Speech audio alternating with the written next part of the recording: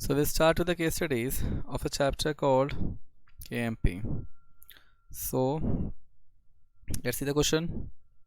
अब यहाँ पे क्या लिखा है that Mrs. Jyoti is a managing director of Wise India Limited, incorporated under Companies Act 13. The board of directors of company present the following financial data extracted from the company's financial statement as on 31st March 15. अब ये financial data company के balance sheet से लिया गया है. Authorise share capital, paid up share capital, debenture redemption reserve, then securities premium account, profit and loss account, revaluation reserve. Now due to the losses in the financial year 14-15, the company is not in a position to pay any remuneration to Miss Jyoti, managing director of the company. अच्छा, company को loss हुआ financial year में, तो company कुछ remuneration पे नहीं कर पाया. Now, as the agreement of services between Jyoti and company, in case of losses or inadequacy of profit in any financial year, she is to be paid remuneration on the basis of effective capital of the company. तो सबसे पहले अपने को company का effective capital calculate करना पड़ेगा. तो अगर यहाँ पे इफ वी कैलकुलेट जो इफेक्टिव कैपिटल है, नाउ एज पर Schedule 5, तो यहाँ पे now based on provision decide the maximum remuneration payable to Ms. Jyoti for the financial year 14-15 without seeking approval of shareholder central government. अच्छा, अब तो central government approval चाहिए भी नहीं first of all, because pursuant to companies amendment act 2017 central government approval हटा दिया गया है. अब देखो यहाँ पे इफेक्टिव कैपिटल निकालने के लिए as per Schedule 5 if you have to see, तो paid up capital, debenture redemption reserve, securities premium, इसको ऐड करेंगे, प्रॉफिट एंड लॉस अकाउंट को उसमें माइनस कर देंगे, revaluation reserve not to be taken और नॉट टू बी कंसिडर्ड.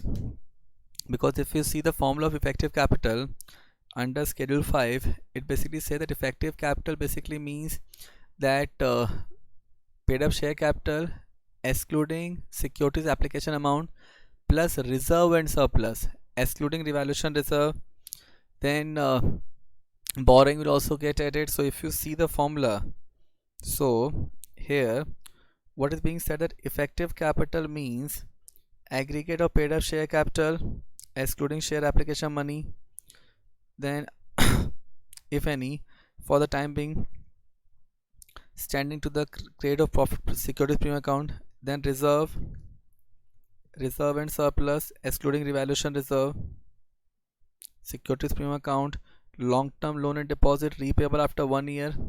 तो अगर 1 year के बाद कोई long term deposit है, now excluding working capital loan, overdraft loan unless funded bank guarantee etc.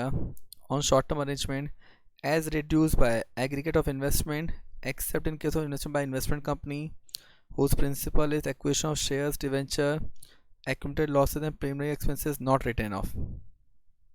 मतलब effective capital means aggregate of paid up share capital excluding securities application money, securities premium account, reserve and surplus excluding revaluation reserve, long term loan and deposit repayable after 1 year. Now as reduced by aggregate of investment except the investment made by investment company, accumulated losses and preliminary expenses not written off. Clear? तो उसके हिसाब से if we calculate तो कितना आएगा effective capital, so it will be 10 plus 10 plus 20 minus 10, कितना हो जाएगा 30 crores. Clear? The effective capital will be 30 crores. Done. यहाँ पे क्या दिया, fact of the case bright limited. No this is a printing mistake, तो इसको आप डिलीट कर दीजिए. This is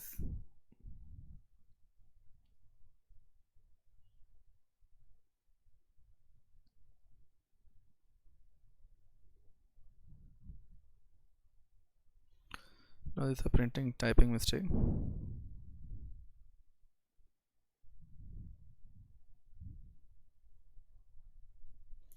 done. अब देखो, अब यहाँ पे सीधा एप्लीकेबल सेक्शन चालू होगा। नाउ तो एप्लीकेबल सेक्शन आ गया। अब what is being said that अगर कंपनी में इनएडिक्वेसी ऑफ प्रॉफिट है, अब ये चीज़ देखना, यहाँ पे ज्योति मैनेजिंग डायरेक्टर है, तो स्केड्यूल 5 क्या बोलता है कि बेस्ड ऑन इफेक्टिव कैपिटल का पेमेंट होता है, तो अगर इफेक्टिव कैपिटल निगेटिव है तो कितना पेमेंट कर सकते हैं, 60 लाख पर एनम। अगर effective capital less than 5 crore है तो 60 lakh per annum for every financial each financial year 1% का 60 लाख पर एनम। अगर इफेक्टिव कैपिटल 5 करोड़ और मोर है बट लेस देन 100 करोड़ है तो 84 लाख पर एनम। अगर 100 करोड़ और मोर है बट लेस देन 250 करोड़ है तो 1.2 CR पर एनम। और अगर 250 करोड़ से अबो है तो 1.2 CR plus 0.01% of effective capital beyond 250 crore. Clear?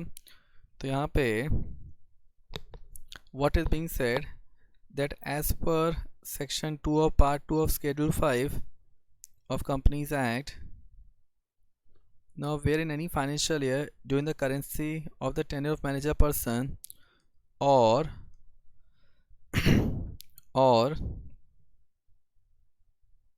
other director, a company has no profit or its profit are inadequate, it may pay remuneration to manager person or other director not exceeding the limit given below.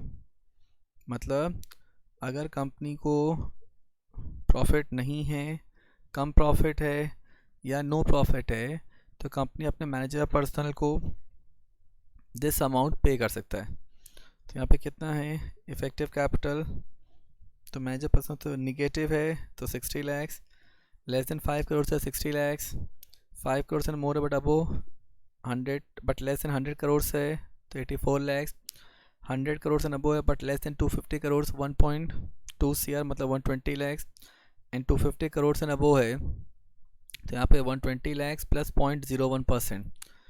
तो यहाँ पे अच्छा अगर इससे ऊपर पे करना है तो कंपनी स्पेशल रेजोल्यूशन पास करके कोई भी अमाउंट पे कर सकता है। और अगर कोई part of the year employed है तो कैलकुलेशन प्रो रेटा हो जाएगा। तो यहाँ पे क्या लिखा है, द रेम्युनरेशन इन एक्सेस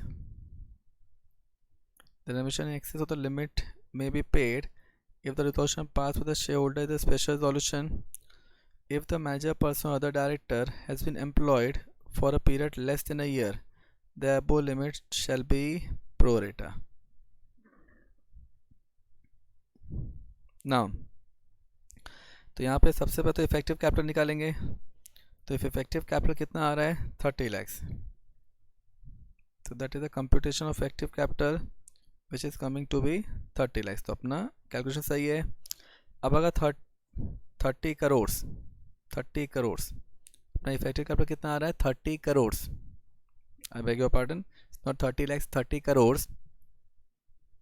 तो अगर 30 करोड़ है तो कितना पे कर सकते हैं 84 लाख पर एनम, और अगर स्पेशल रेजोल्यूशन पास करते हैं तो फिर कोई भी अमाउंट पे कर सकते हैं।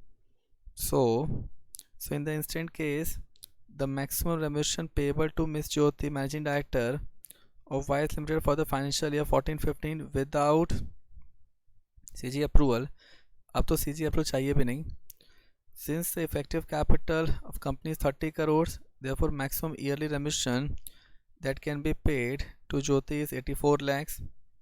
That is one thing. Second, however, अगर कंपनी स्पेशल रेजोल्यूशन पास करे तो कोई भी अमाउंट पे कर सकता है। However, the yearly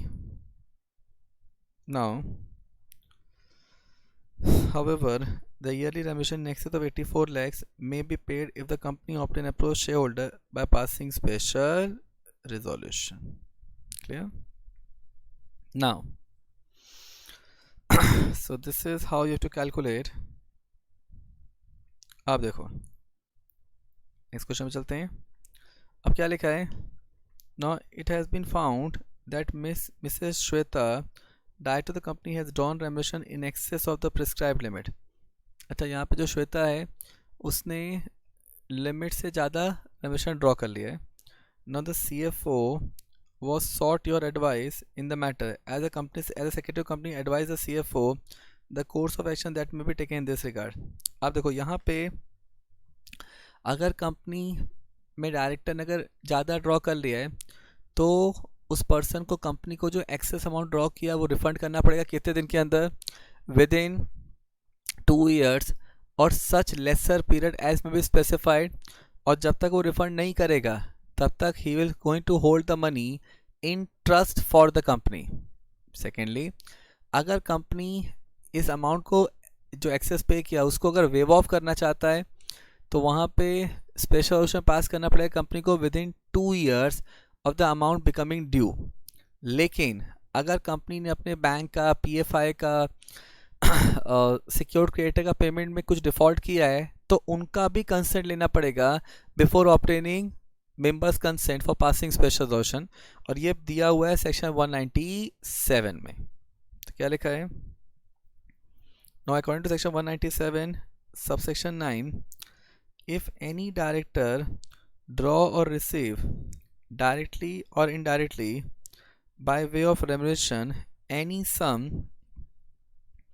in excess of the limit prescribed by this section or without approval required under this section, he shall refund such sum to the company within 2 years or such lesser period as may be allowed by the company, and until such sum is refunded, hold it in the trust for the company.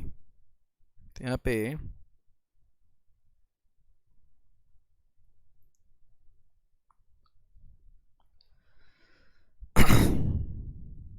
now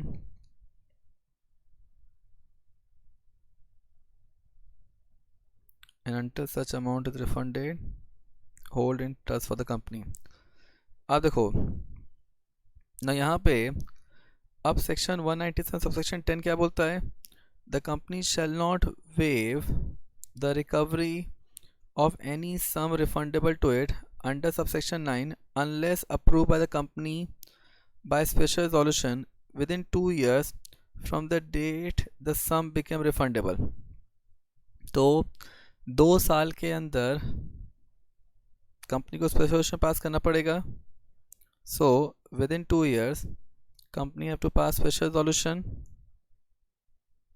Now provided where the company has defaulted in payment of dues to any bank of PFI or non-convertible debenture holder or other secured creditor prior approval bank or PFI or NCD holder, other secured creditor shall be obtained by the company before obtaining approval. तो यहाँ पे company को अगर कोई default किया है तो अगर कोई डिफ़ॉल्ट किया है तो पहले इनका भी अप्रूवल लेना पड़ेगा। नाउ तो इन दिस केस अगर श्वेता ने रेमिशन एक्सेस ड्रॉ किया है तो उनको पैसा रिफंड करना पड़ेगा unless it has been waived off, and अगर जब तक वो रिफंड नहीं करती है तब तक need to hold that money in trust for the company. क्या लिखा है? In the given case as the secretary of the company it is recommended that Miss Shweta should refund such excess amount to the company within 2 years or lesser period as allowed by the company, and until such amount is refunded need to hold the same in trust for the company. Clear? अब देखिए next question. अब यहाँ पे क्या दिया है? That Mr Atul Rastogi the managing director of ABC limited has resigned from the managing directorship of the company. He however want to continue as the director of the company. अब देखो तो यहाँ पे जो एमडी है उसने एमडी के पोजीशन से रिज़ाइन कर दिया लेकिन वो डायरेक्टर रहना चाहता है। क्या ये हो सकता है? अब एक चीज़ समझो, जब हम लोग एमडी की डेफिनेशन देखते हैं so who can be managing director, so the definition says that a director of the company, मतलब for being a MD you need to be a director first, which means that अगर एक बंदा MD है वो MD के position से resign करना चाहता है तो वो डायरेक्टर रह सकता है, लेकिन अगर वो डायरेक्टर की पोजीशन से रिजाइन कर दे तो फिर वो एमडी नहीं रह सकता। तो यहाँ पे क्या लिखा है? Now mister Atul Rastogi the managing director of ABC Limited has resigned from the managing directorship of the company. He however want to continue as the director of the company. अब देखो तो यहाँ पे सबसे पहले MD की जो डेफिनेशन है, now that is being given under section 2 subsection 54. Now यहाँ पे क्या लिखा है, as per section 254 of companies Act, managing director means the director who, see understand, managing director means the director. So first of all, for being a MD you need to be a director. So managing director means the director who by virtue of the articles of company or an agreement with the company or a resolution passed in general meeting or by its board of director is entrusted with substantial power of the management of the affairs of the company and include a director occupying the position of managing director by whatever name called. Clear? Now अब देखो यहाँ पे अगर आप section 2 subsection 54 के explanation में जाओगे तो वहाँ पे ये दिया हुआ है कि अगर कोई पर्सन एडमिनिस्ट्रेटिव एक्टिविटी करता है under the authority of the board of director तो उसको मैनेजिंग डायरेक्टर नहीं माना जाएगा. तो यहाँ पे क्या लिखा है, as per explanation to section 2 subsection 54 Companies Act. Now for the purpose of this clause, the power to do administrative act of routine nature, तो अगर आप routine nature का administrative act कर रहे हो, when so authorized by the board, such as power to affix the common seal of the company to any document or to draw and endorse any check on the account of the company in any bank or to draw or endorse any negotiable instrument or to sign any certificate of share or to direct registration of transfer of share shall not deem to be included within the substantial power of the management. तो यहाँ पे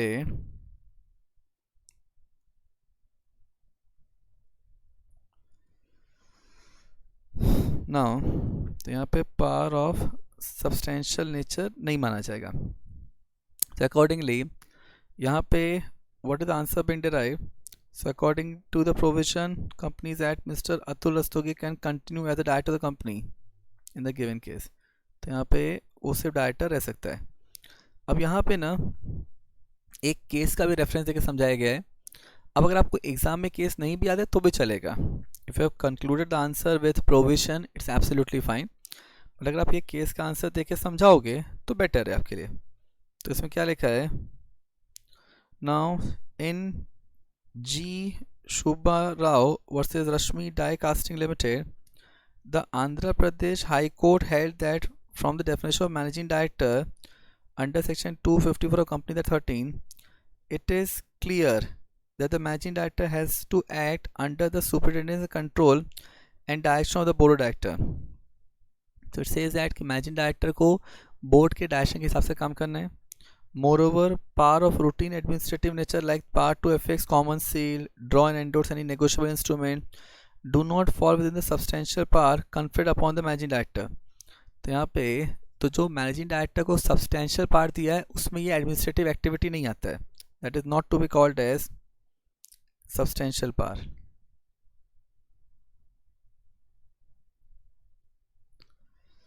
now further क्या लिखा है, the managing director must hold, now a managing director must hold and continue to hold the office of director. तो managing director, if he is managing director, he is a director and he will be holding the office of director. So managing director is first a director and then a managing director with certain additional power. तो इसका मतलब managing director पहले क्या है, एक director है plus उसके पास substantial power है. So a director of the company having substantial power of management is equal to managing director. Further क्या लिखा है, now it says that a managing director is an ordinary director entrusted with special power. If the company wants to appoint a person as managing director who is not a director of the company, he is first to be appointed as an additional director in accordance with provision of section 161 of the act. तो अगर company को किसी को managing director appoint करना है जो company का director नहीं है, तो पहले कंपनी को उसको एडिशनल डायरेक्टर के रूप में अपॉइंट करना पड़ेगा, तो कंपनी उसको मैनेजिंग डायरेक्टर के रूप में अपॉइंट कर सकता है। क्लियर? नाउ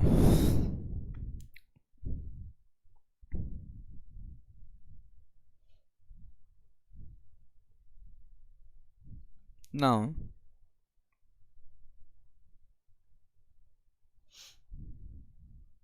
अब देखिए, अब यहाँ पे क्या दिया है?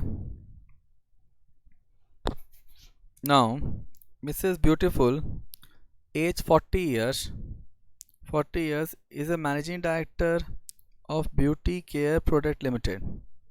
तो जो 40 years की है, नाउ मैनेजिंग डायरेक्टर है किसकी? ब्यूटी केयर प्रोडक्ट लिमिटेड की। Now she has received contribution to superannuation fund and leave encashment during her tenure with the company during the financial year ended 31st March 17। अब देखो उसको क्या मिला है? Now received contribution to superannuation fund, एक तो उसको superannuation fund का contribution मिला है, then leave encashment during the tenure, so during the tenure with the company। अब अगर आपको Schedule 5 याद होगा, तो कुछ परक्विजिट्स हैं जिसको रेमिशन में लिमिट में इंक्लूड नहीं करते हैं। उसमें क्या? Contribution to superannuation fund, gratuity fund, provident fund. Second, उसके अलावा है leave encashment receive at the end of tenure. तो अगर एंड ऑफ टेन्योर मिला है तो इंक्लूड नहीं करेंगे, लेकिन यहाँ पे लीव इनकैशमेंट कब मिला है? ड्यूरिंग द टेन्योर, तो इंक्लूड किया जाएगा। क्या लिखा है? The manager account of the company is not very confident if these perquisites are to be included in the computation of the ceiling of remission specified in companies act। अब जो manager account है वो confuse है कि क्या ये include होगा या नहीं होगा मैनेजर रेमिशन काउंट करते समय। That is what he want to know. Now referring to the provision company that advise the manager account. आप देखो, तो पहले फैक्ट ऑफ द केस क्या है? तो जो क्वेश्चन दिया है उसी को पॉइंट वाइज डिवाइड कर दो। क्या लिखा है? Mrs. Beautiful, age 40 years, is the managing director of Beauty Care Product Limited. Now she has received contribution to superannuation fund and leave encashment during her tenure with the company during the financial year ended 31st March 17। Now the manager account of the company is not very confident if these particulars are to be included, perquisites are to be included in the computation of ceiling on remission specified in companies at 13। अब तो यहाँ पे schedule 5 के section part 2 के section 4 में जाएंगे तो वहाँ पे परक्विजिट्स के बारे में बोला गया है। तो it says that as per section 4 of part 2 of schedule 5 of companies Act, a managerial person shall be eligible for the following perquisite which shall not be included in computation of ceiling on the remuneration। तो यहाँ पे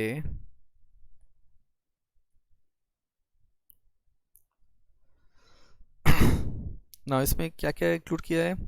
no contribution to provident fund, superannuation fund और annuity fund, ना इसको ऐड नहीं करते हैं। Second, gratuity payable at the rate not exceeding half month salary for each completed year of service and encashment of leave at the end of tenure. Now अब so these things will not be included. अब देखो इसमें encashment of leave at the end of tenure है, उसको count नहीं करेंगे, लेकिन अगर encashment of leave during the tenure मिला है तो उसको काउंट किया जाएगा। तो यहाँ पे क्या लिखा है?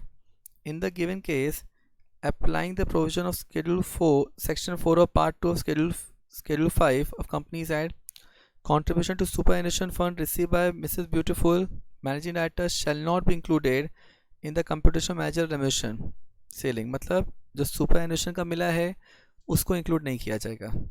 But she has received leave encashment during the tenure of service and not at the end of her tenure, and thus it should be included in the computation ceiling of manager remuneration under provision of Companies Act।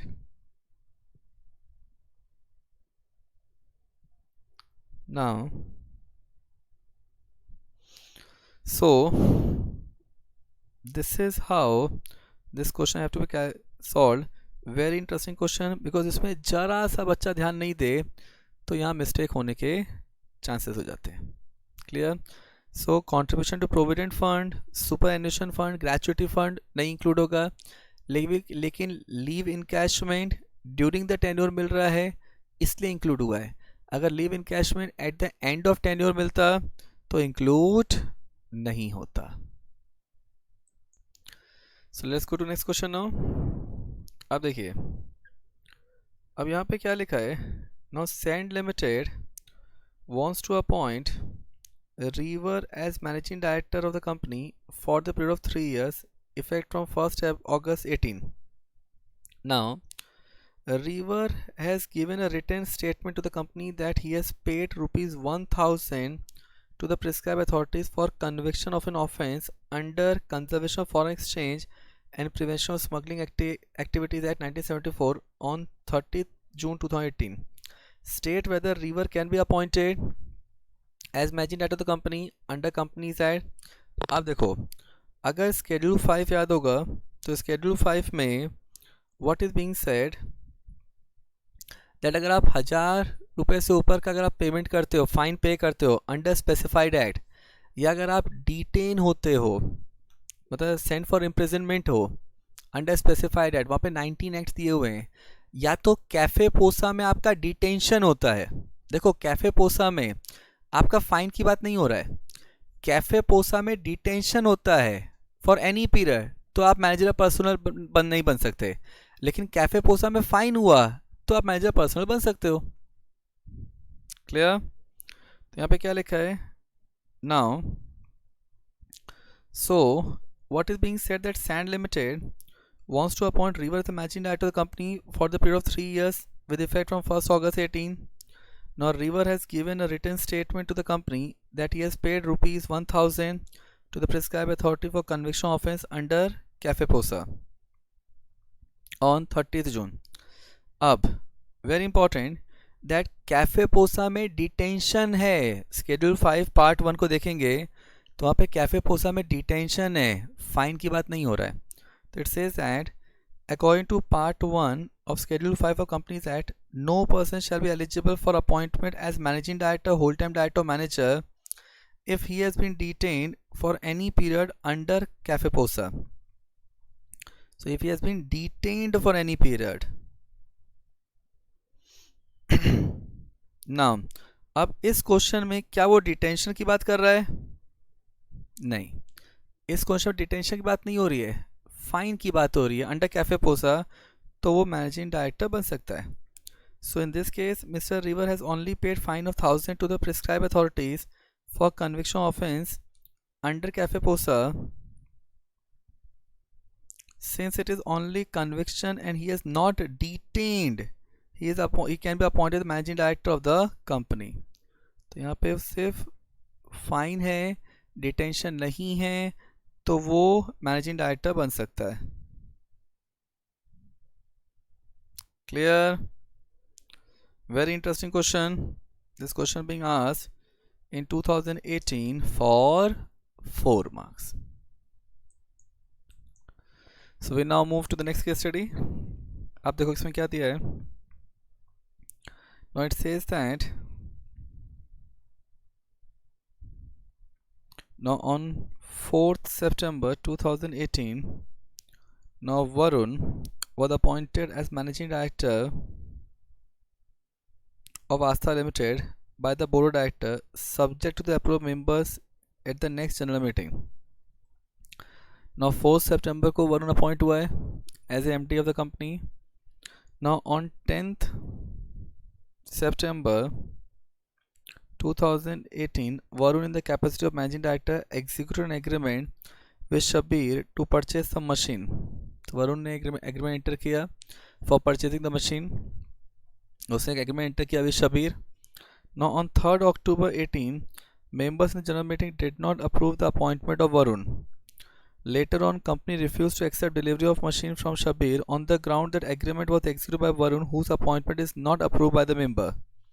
तो यहाँ पे members ने appointment को accept नहीं किया, resolution pass नहीं किया और बाद में कंपनी ने जो वरुण ने एग्रीमेंट एंटर किया था उसको एग्जीक्यूट करने से मना कर दिया।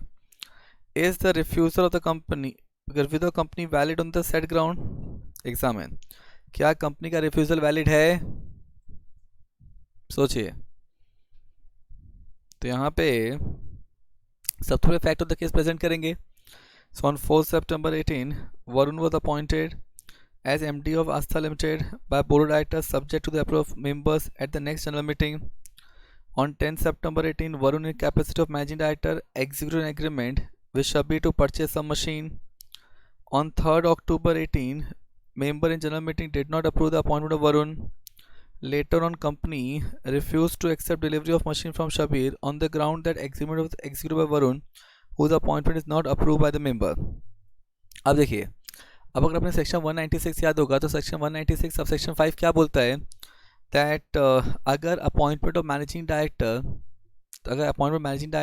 Whole time director manager company ने जनरल मीटिंग में अप्रूव नहीं किया है तो जो भी अग्रीमेंट उन्होंने किया है from board meeting till general meeting will remains to be valid. तो क्या लिखा है, according to section 196 of companies Act where an appointment of managing director, whole-time director or manager is not approved by the company at general meeting, any act done by him before such approval shall not deemed to be invalid. तो अगर कोई भी act किया है तो वो invalid नहीं माना जाएगा। तो यहाँ पे what is the conclusion? So conclusion says that in the present case the contention of refusing to accept delivery of goods on the ground that the appointment of MD was not approved at general meeting, an agreement was signed prior to general meeting and after appointment by the board does not stands valid. तो यहाँ पे जो refusal है company का वो valid नहीं है क्योंकि एग्रीमेंट साइन हुआ था जनरल मीटिंग से पहले एंड बोर्ड मीटिंग के बाद में। क्लियर? तो कंपनी जो रिफ्यूज़ल बोल रहा है कि क्या रिफ्यूज़ल बराबर है, answer is no. Clear? Next question. आप देखो इसमें क्या दिया है, 2018 में क्वेश्चन आया था for 4 marks. Let's see this thing क्या बोल रहा है। Now SRM Limited has paid up capital of 15 lakhs as an insurance premium on behalf of its company secretary and managing director for indemnifying any of them against any liability in respect of any negligence, default, misfeasance, breach of duty or breach of trust for which they may be guilty in relation to the company. आप देखो यहाँ पे क्या लिखा है, they may be guilty। तो कंपनी ने इंश्योरेंस प्रीमियम पे किया है on behalf of its company KMP किस काम के लिए, for indemnifying any of them against any liability. Now question ये है, can a company pay such insurance premium, discuss reference provision of companies act. अब question में क्या कंपनी ऐसा इंश्योरेंस प्रीमियम पे कर सकता है, तो सेक्शन 197 अगर हम लोग पढ़ते हैं तो 197 में अगर कंपनी ने अपने डायरेक्टर्स एंड ऑफिसर्स के इंटरेस्ट को प्रोटेक्ट करने के लिए अगर कंपनी कोई इंश्योरेंस पॉलिसी लेता है तो ऐसे केस में what is being said that if company is taking any insurance policy, so in that case that insurance policy में जो भी कंपनी प्रीमियम पे करता है company can pay the thing और उसको मैनेजर पर्सनल की रेम्यूनरेशन में इंक्लूड नहीं करते हैं। लेकिन कल की तारीख में अगर वो गिल्टी प्रूव हो गए तो फिर जो भी प्रीमियम पे किया है वो मैनेजर रेम्यूनरेशन का पार्ट बन जाएगा। तो क्या लिखा है, Now SRM Limited has paid 15 lakhs as insurance premium on behalf of its company secretary and managing director for indemnifying any of them against any liability in respect of any negligence, default, misfeasance, breach of duty or breach of trust for which they may be guilty in relation to the company.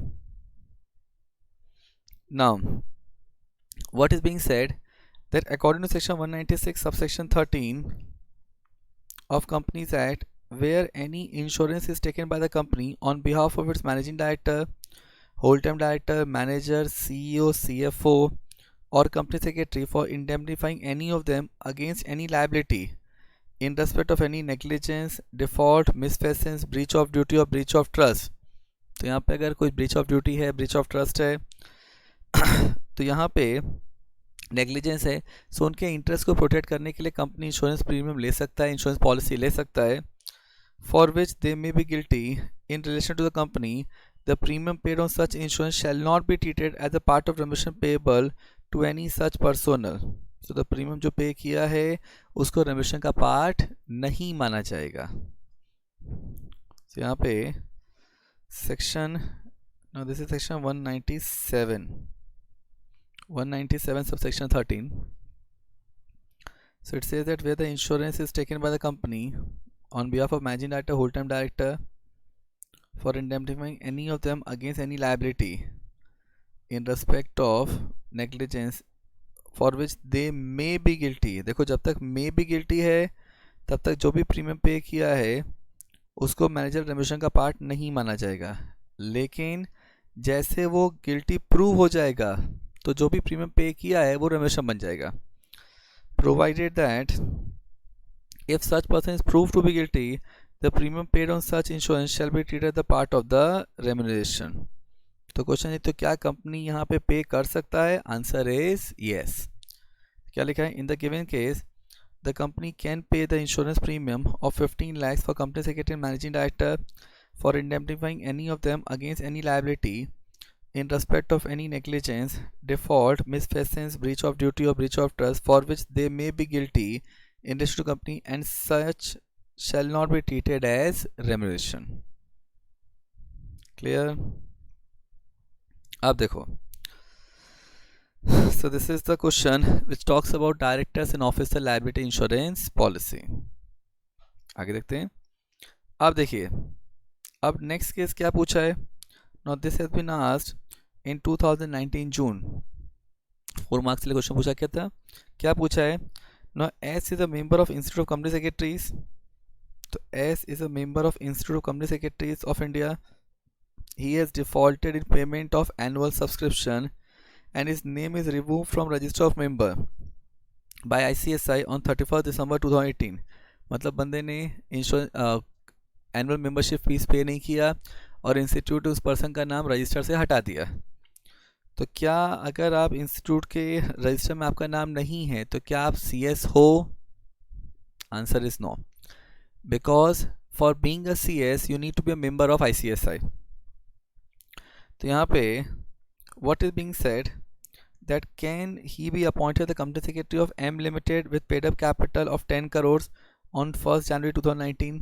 अब उसका नाम अगर register से निकाल दिया है तो is no longer a CS. Because is no longer a CS तो M Limited में वो अपॉइंट नहीं हो सकता. Second, if M Limited has paid up share capital of 2 crores and it has appointed as the company secretary on the part time basis, is it valid? अब ये चीज़ समझो, CS appoint करने की जरूरत सेक्शन 203 में कब पड़ती है? जब कंपनी का पेड अप कैपिटल 10 करोड़ और मोर है. तो अगर कंपनी का पब्लिक कंपनी या प्राइवेट कंपनी का पेड अप कैपिटल 10 करोड़ से कम है तो CS अपॉइंट करने की ऐसे भी जरूरत नहीं है. लेकिन यहाँ पे आप S को तो अपॉइंट कर भी नहीं सकते because he is not a member of ICSI. तो यहाँ पे क्या दिया है that as per section 2 subsection 24 of Companies Act 13, now company secretary or secretary means the company secretary as defined under section 21C of Company Secretaries Act who is appointed by the company to perform the function of company secretary under the act. तो यहाँ पे अब Company Secretaries Act में क्या definition दिया है? So according to section 21C of Company Secretaries Act 1980, a company secretary means a person who is a member of Institute of Company Secretaries of India. तो company secretary कौन है? Now company secretary वो person है who is a member of ICSI. Now therefore company secretary means a person. So company secretary कौन है? So therefore company secretary means a person who is a member of ICSI and who is appointed by the company to perform the function of company secretary. तो यहाँ पे what is being said that perform the function of company secretary. Now the function of company secretary has been defined in section 205 of Companies Act 13. तो ये line नहीं भी लिखेंगे तो भी चलेगा क्योंकि ऊपर जो हमने कवर किया है उसमें ये बता दिया कि CS कौन है? The person who is a member of ICSI.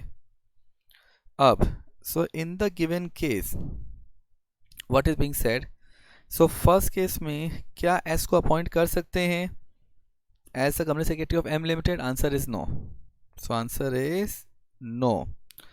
So यहाँ पे what is being said, S cannot be appointed the company secretary as his name is removed from the register of member by ICSI on 31st/12/2018 itself. Second, अगर M limited का paid up capital 2 crore होता तो क्या यहाँ पे S को appoint कर सकते थे? एक तो M को जरूरत ही नहीं है CS अपॉइंट करने की, बट अगर है भी तो भी S को अपॉइंट नहीं कर सकते because he is not the member of ICSI. Now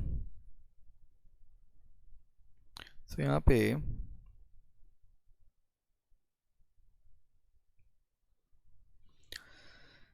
पे there is no mandatory requirement to appoint company secretary for a company having paid up share capital of less than 10 crores rupees. Now answer is no. So in this case also the answer is no. S cannot be appointed as the company secretary of M Limited even if the paid up capital of company is 2 crores as his name is removed from the register of member of ICSI. Therefore appointment of S as the company secretary is not valid. So दोनों ही case में answer no है.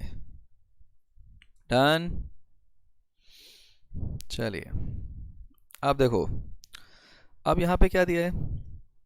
Now ABC corporation has no managerial person acting in professional capacity. Now during the current financial year the company sustained a loss. How can the company remunerate their non-professional managerial personnel in such a situation? अब देखो, अब इस question का आप ध्यान से देखोगे ना तो एक क्वेश्चन केस स्टडी नहीं है, ये क्वेश्चन आपसे डायरेक्ट पूछ रहा है कि कंपनी में कोई भी मैनेजर पर्सनल प्रोफेशनल कैपेसिटी में नहीं है, कंपनी में लॉस हुआ है, तो यहाँ पे कंपनी कैसे पेमेंट कर सकता है? तो payment need to be done as per Schedule 5. अब Schedule 5 में बेस्ड ऑन इफेक्टिव कैपिटल का एक टेबल दिया हुआ है, that table have to be reproduce here.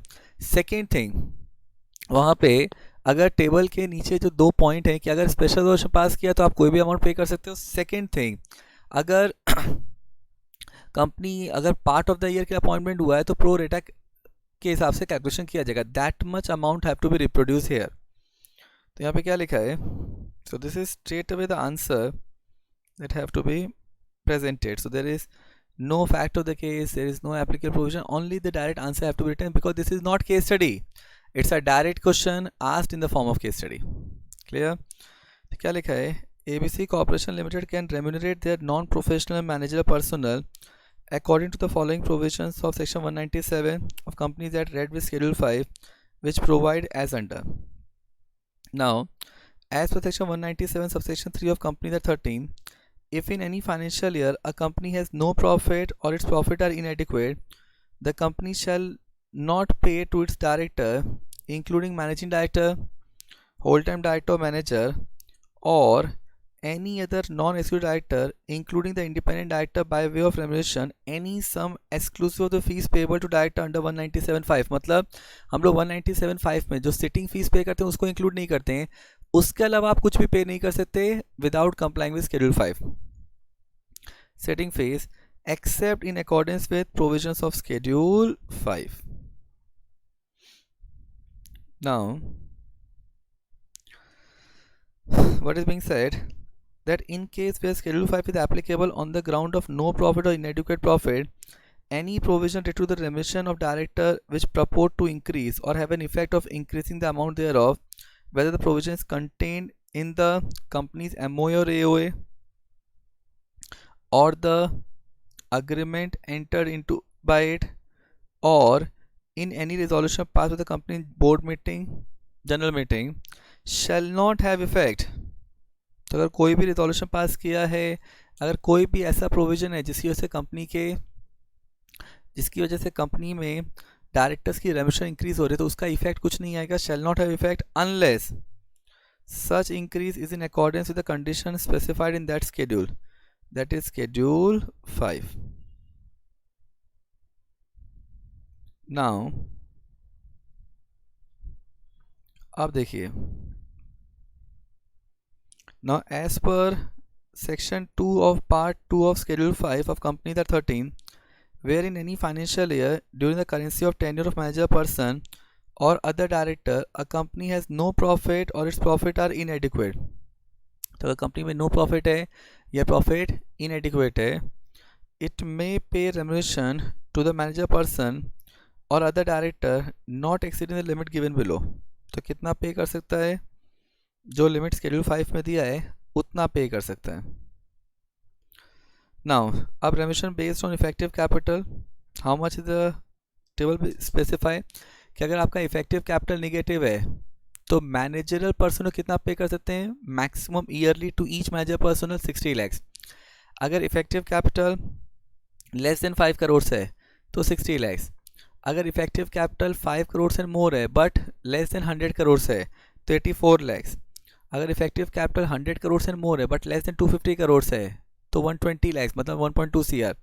और अगर इफेक्टिव कैपिटल 250 करोड़ से अबव है तो 120 lakhs plus 0.01% effective capital in excess of 250 crore. अब देखो, अगर हम लोग नॉन मैनेजर पर्सन की बात करें, मतलब director other than MD and whole time director manager के अलावा जो है, मतलब एनईडीज की बात करें इंक्लूडिंग आईडीज, तो ईच को कितना पे कर सकते हैं? अगर इफेक्टिव कैपिटल निगेटिव है तो 12 lakhs पर एनम। अगर effective capital less than 5 crore है 12 lakhs पर एनम। अगर इफेक्टिव कैपिटल 5 करोड़ से अबव है बट लेस देन 100 करोड़ है 17 lakhs पर एनम। अगर इफेक्टिव कैपिटल 100 करोड़ से अबव है बट लेस देन 250 करोड़ है तो 24 lakhs। अगर इफेक्टिव कैपिटल 250 करोड़ से अबव है तो 24 lakhs plus 0.01% effective capital in excess of 250 crore. Clear? अब यहाँ पे what is being said that remuneration in excess of the above limit may be paid if the resolution passed with the shareholder is a special resolution। तो अगर special resolution पास किया है तो company इस amount से ज़्यादा भी पे कर सकता है। तो फिर कितना पे कर सकता है? कुछ भी पे कर सकता है। नेक्स्ट क्या लिखा है? इफ द मैनेजर पर्सन और other director has been employed for a period less than a year the above limit shall be pro rata। तो अगर इस पीरियड से कम, ये पूरे साल भर का है, अगर साल भर से कम है तो अपने को प्रो रेटा कैलकुलेशन करना पड़ेगा।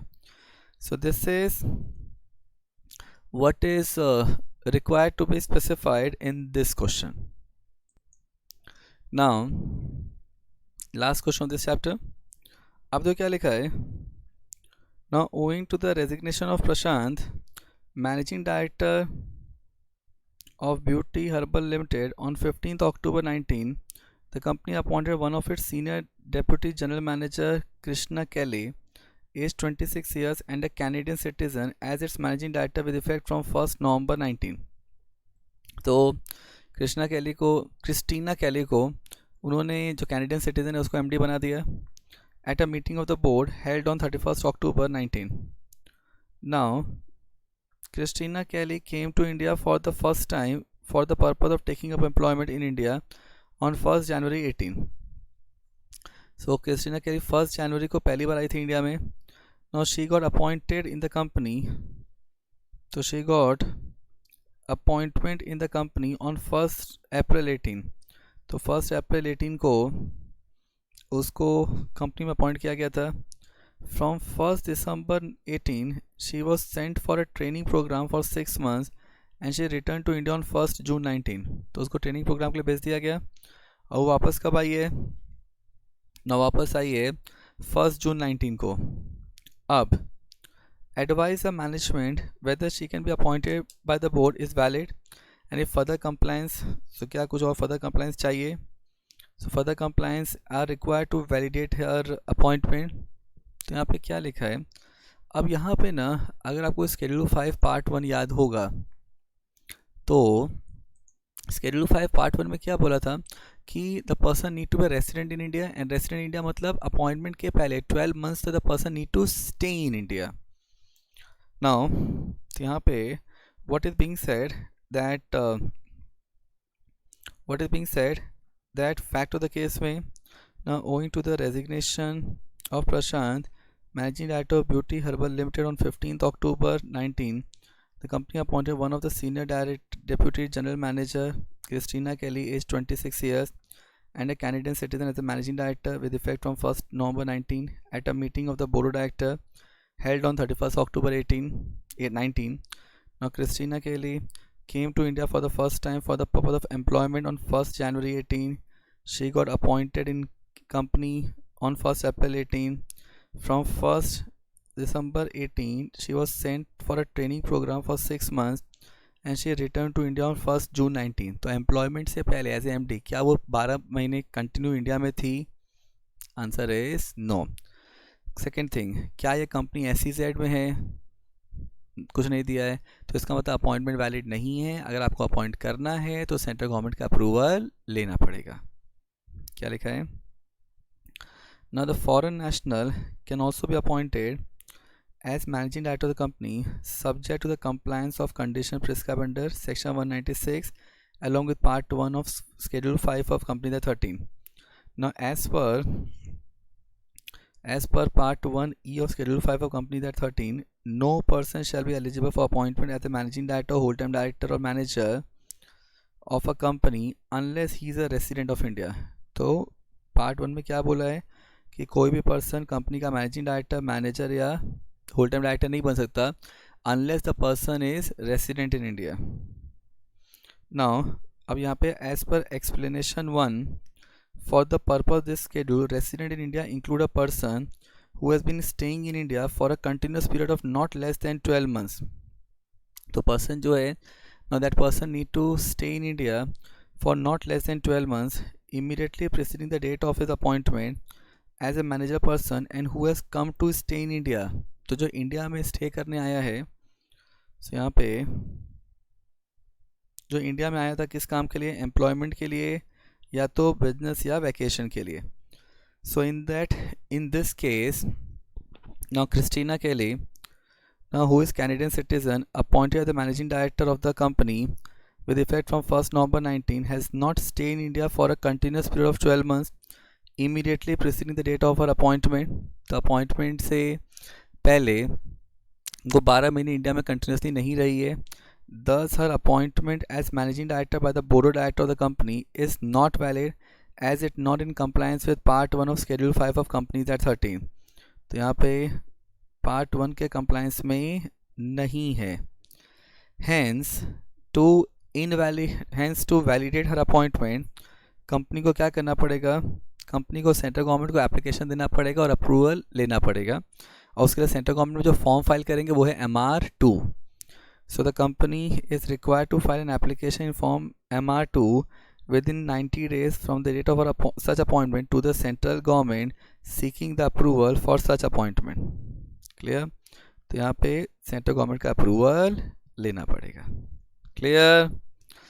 So with this our case study with respect to KMP chapter is over.